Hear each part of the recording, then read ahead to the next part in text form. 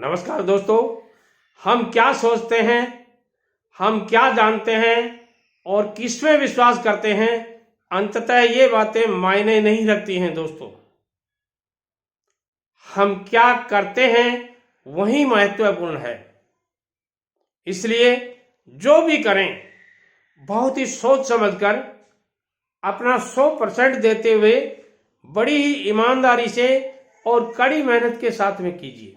यदि आप सक्सेस होना चाहते हैं, जिंदगी में कुछ बड़ा करने की सोच रहे हैं, तो इन बातों को नोट कर लीजिए। ये बातें आपको मोटिवेशन देंगी, ये बातें आपको बहुत अच्छा प्रोत्साहन देंगी और ये बातें आप अपने हर बिजनेस में लागू कर सकते हो। अच्छे लोगों से जुड़े रहिए।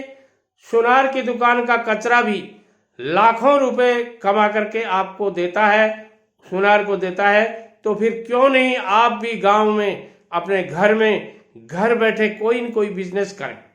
दोस्तों, आपका कर्म पर ही अधिकार है, कर्म के फलों में कभी नहीं होता है। आपने कोई बिजनेस किया, उसमें लॉस लग गया, प्रॉफिट हो गया, यह आपके ऊपर डिपेंड नहीं है। कर्म हमेशा करते रहना चाहिए और जब कर्म करेंगे तो निश्चित रूप से आपको एक दिन सफलता मिली है।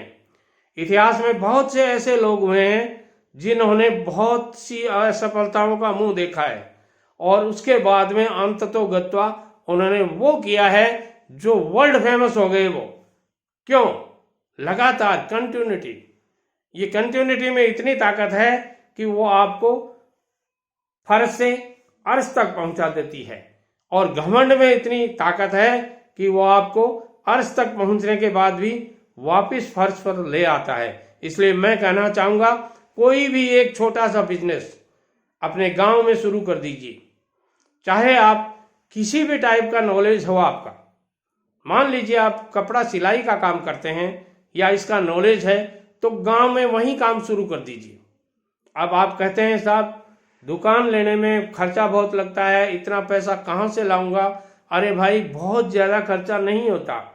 आप अपने घर में बैठे बैठे सिलाई कर सकते हैं और धीरे धीरे जब आपके पास में पैसा हो जाए तो आप एक दुकान किराए लेकर के, गांव में दुकान लेकर के किराए लेकर के आप ये बिजनेस शुरू कर सकते हैं।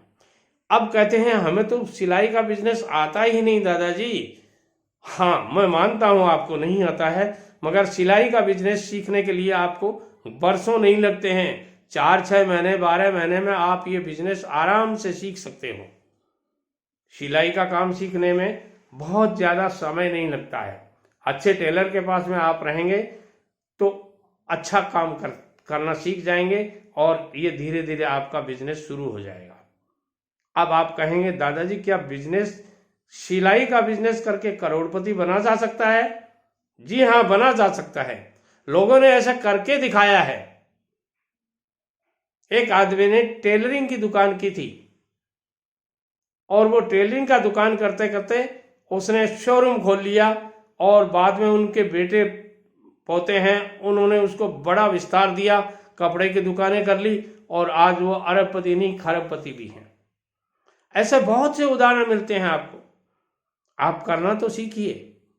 आप जब कुछ करना ही नहीं चाहते तो फिर ओलमा किसको देते हैं? भरोसे में मत रहिए किसी के ऊपर कि कोई आपको बिजनेस करा देगा। किसी के ऊपर भी भरोसा मत कीजिए, किसी के ऊपर भी ये एहसान मत कीजिए कि आप बिजनेस करा के दोगे तभी मैं बिजनेस कर पाऊंगा। नहीं, आपको अकेले करना है। पहला कदम आपको उठाना है।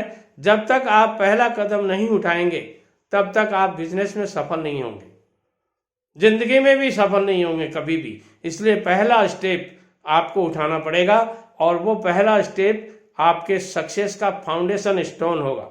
विश्वास कीजिए मेरा, छोटा ही सही कोई अपना बिजनेस कर लीजिए। चाहे आप कपड़े की दुकान कर लीजिए, चाहे आप हार्डवेयर की दुकान कर लीजिए, चाहे आप मोबाइल एसेसरीज की दुकान कर लीजिए, चाहे आप इलेक्ट्रिकल गुड्स की दुकान कर लीजिए, चाहे आप और कोई भी टाइप की, मैं कहता हूँ टायर पंचर की दुकान खोल करके भी लोगों ने अच्छा पैसा कमाया है और एक दिन वो एक बहुत अच्छे मिस्त्री बन गए और धीरे धीरे उनके लंबे कारखाने चलने लग गए। आपका भी ऐसा काम हो सकता है, तो क्यों नहीं गांव में ही बिजनेस किया जाए, अपने शहर में बिजनेस किया जाए। नौकरी के लिए दर दर भटकने की कोई जरूरत नहीं है। बेरोजगारी होती नहीं है दोस्तों, अपन खुद बेरोजगार रहना चाहते हैं, काम नहीं करना चाहते, अच्छी नौकरी नहीं मिलती। क्यों नहीं मिलती भाई? कुछ सीखो, एक्सपीरियंस होल्डर हो, क्यों नहीं मिलती? वेल एजुकेटेड हो, क्यों नहीं मिलती? कुछ करना नहीं चाहते, घर छोड़ना नहीं चाहते, बाहर नहीं जाना चाहते, परदेश में कहाँ रहेंगे ये चिंता सता रही है। तो परदेश क्यों जाते हो? आप अपने गांव से 8 किलोमीटर दूर, आपके गांव से 8 किलोमीटर दूर, 10 किलोमीटर दूर जो शहर है वहां आप तलाश कीजिए ना। बहुत काम है, इतने काम हैं कि लोगों को अच्छे वर्कर मिलते ही नहीं हैं। और आप कहते हो सर नौकरी नहीं मिलती। अरे सरकारी नौकरी नहीं मिलती, मैं मानता हूँ बहुत कम मिलती हैं, क्योंकि वैकेंसीज बहुत कम निकलती हैं। और जब वैकेंसीज कम निकलती हैं तो कई लफड़े होते हैं, आज परीक्षा दी, कल परीक्षा दी, परसों परीक्षा दी, परीक्षा देते देते आपको वर्ष निकल जाते हैं और नौकरी नहीं मिल पाती है। तो आप उस तरफ जाते ही क्यों हो? जब आपको उम्मीद नहीं है कि मेरी नौकरी नहीं लगेगी तो आप इतना टाइम वेस्ट क्यों करते हो? प्राइवेट नौकरियों में बहुत जगह है, वहां कोई एक स्किल सीख लीजिए और अपना खुद का बिजनेस करके बैठ जाइए, अच्छा पैसा कमा सकते हो। वीडियो पसंद आता है लाइक शेयर और कमेंट करें और चैनल को सब्सक्राइब करें। नमस्कार।